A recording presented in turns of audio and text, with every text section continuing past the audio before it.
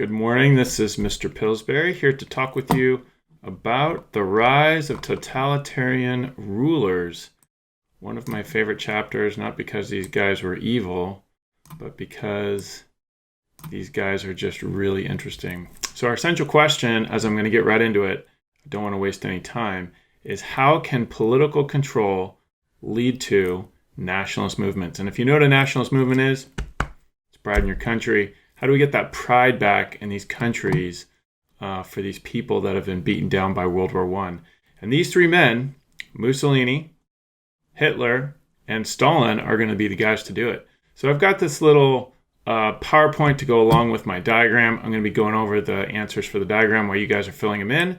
So hopefully this works for you. Let's just start with post-war social changes. So what are the things that took place after World War I that really changed society? And it starts with the women. You know, the women were getting the right to vote. They were what's called they were flappers. So they were cutting their hair short, showing their arms in public, and they were drinking. And this was changing our society as we know it, because most women were not doing these things at the time. And so that was pushing the boundaries of what women were, able and capable to do in our society. There's also a lot of war novels. So typically people write books and plays and poems, 5 to 10 years after a war takes place, because you need time to settle, because it's still kind of taboo to speak about those things. And so those things were going on, as well as there were some new scientific theories going on regarding penicillin. We were solving some of the medical problems that we were struggling with at the time. We also had theory of relativity by Einstein. We also had Sigmund Freud and his ability to address some of our psychological issues that we were dealing with after World War I. And this was really important because a lot of people came back with shell shock, which, they had all sorts of issues because of that. So this is some of the things. You can always make this go slower if I go too fast. Because, I'm going fast because I only have limited space on my hard drive, and I'm trying to make this about 10 minutes long. So as we go into the next thing, what's going on with Western democracies as they stumble? And, most people start to question democracy because they thought it just wasn't working at this particular time, because many of these countries will start heading towards we're heading towards a depression, which really puts things on the table. But you can see all the things that are taking place in these countries. So why would communism be an alternative that they would consider? Britain's moving towards socialism. France has a lot of financial scandals and political divisions. The United States, we had the Red Scare, Communist Red Scare in 1919-1920, where we started regulating the amount of immigrants coming into our country. And then we had the Great Depression in 1929, and that's going to radically change the way people view things, and they start to lose faith in the democracy. So another thing that I mentioned here is France will build what's called the Maginot Line. You'll hear more about this as we get into World War II. It's a line that separates France from all the other countries, thinking that if they fortified their borders, that maybe people would that would keep other countries out of their country or keep people from coming in. So here's a great picture of it. This is a bunker, and it went underground, and they had railroads and all sorts of other things. Another thing to consider as we move forward here is going to be, let me move forward over there. I guess this is 4 and 5. So I already talked about the Red Scare, and then I talked about the Great Depression. You guys can pause as you fill these things out, but I'm going to talk about the Kellogg-Briand Pact. This was sponsored by the United States, and this was basically trying to make people to outlaw war and to pursue disarmament. Now, obviously, we know this is not going to be a good thing, because Hitler is going to arm their nation, and we're heading towards World War II. And so what's going to happen is a reduction of armed forces is going to take place. Now, obviously, we're going to have a buildup as we head towards 1936, but this is kind of this was going along with Woodrow Wilson's 14 points, as he wanted to create a League of Nations, and this was kind of part of his vision. And so this is not going to be something that's going to be long-lasting as we move forward. All right, I'm moving on to my next slide here. Let's go over here to totalitarianism. As far as what is it? Totalitarianism is a government in which a one-party dictatorship regulates every aspect of a citizen's life. So think of it as like a king, but worse. So you absolutely have no freedoms, and you do exactly what the government wants you to do. And so that's kind of a horrible situation that we're going to be in, as these three men will go about wreaking havoc in Europe. So what is fascism? Fascism, I always, this is always tough for people to understand. Like, how is fascism different than totalitarianism? How is that different than an autocrat? So let's just go through the couple things that make up what is a fascist government. So it's a tyrant rule with nationalist policies. And as you can see, these guys are all dressed the same. You have a ruler and a tyrant, right? And this word actually comes from Mussolini. Mussolini is the guy who actually he's the first fascist government.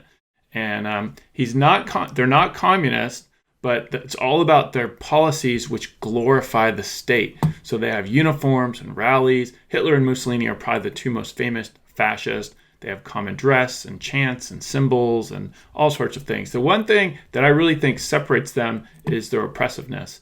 And they glorify war. They like violence. They destroy books and art, and they get rid of teachers and people who have political ideas and thoughts that can help the state.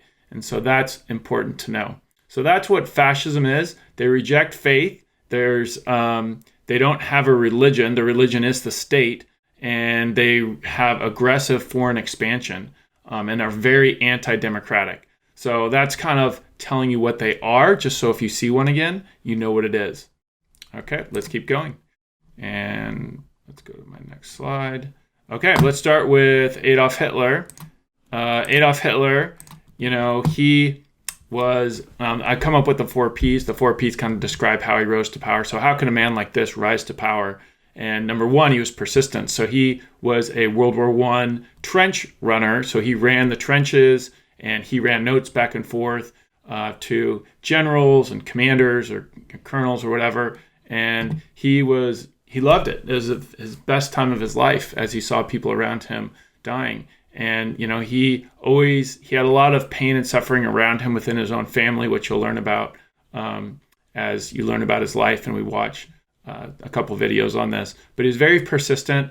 He was very popular during his time as a leader. People loved him. He actually got sent to prison in 1933, and which is where he wrote his book, Mein Kampf, which is down here. He says, man has become great through struggle, he's referring to World War I. Whatever goal he has reached is due to his originality plus his brutality. The third point is political and economic instability. Without the depression, the global depression of 1929, 1930, I don't know if he would have come to power because, again, he was in jail for trying to lead this new government. And some people didn't like him and they thought he was a threat. Other people did like him because he was giving them confidence back in their country. One of the ways he got all this done was through the use of propaganda. And so his propaganda was flags and speeches and his book. And, he blamed the Jews for World War I, which gave an external blame to what was going on in and around these people, which said, it's not me. I'm not the problem. They're the problem. They being successful in our communities is the problem. And so he was trying to build this future. And so he eventually started to create the Hitler Youth, which we'll learn more about that as we get near the end of the unit. So I'm going to go over here let's see if I can do this. Okay, so we're going to learn about the Soviet Union. Joseph Stalin, he was also a significant player in this, but he had his 5-year plan. His 5-year plan was that of doing whatever means possible to industrialize and push agriculturally what Russia needed to do to be a global competitor with the rest of these countries. And they called it a command economy in which the government makes all economic decisions. The workers were pushed, offered bonuses, but overall workers had very little to show for anything. They also did what's called collectivization, putting people on large farms. We learned about with the last unit. They provide the seed, the tractors, the fertilizer, the modern methods, and they made these people work until they almost died. He controlled all businesses. He was viewed as a god. He was absolutely a communist, and he made all the economic decisions. And that's one of the reasons why these two, Hitler and Stalin, will come up with a non-aggression pact towards each other, because they were scared of one another. and they thought that they were each a threat. And so that didn't last very long, as one will go against the other. My last slide is dealing with Mussolini. And Mussolini, Benito Mussolini, is our first fascist. He had what was called his black shirts. And the black shirts were kind of like his SS, I guess, equivalent in Italy. He was the son of a socialist, blacksmith, and a teacher. He will eventually take control of the government and organize people into these squads of black shirts that, like I just mentioned. And they'll march on Rome. And eventually they'll take over the government. And he took total control in 1925. He named himself El Dulce, which is basically means the leader. And he brought the economy under state control, as well as the industry and the agriculture. And the glorious state was the most important thing.